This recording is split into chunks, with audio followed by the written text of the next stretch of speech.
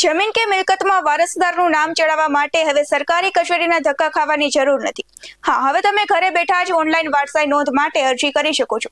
સૌથી પહેલા ગૂગલ પર જઈને IORA ગુજરાત સર્ચ કરો અને વેબસાઇટ ખોલો. જો નવા યુઝર હોવ તો રજીસ્ટ્રેશન કરીને લોગિન કરો.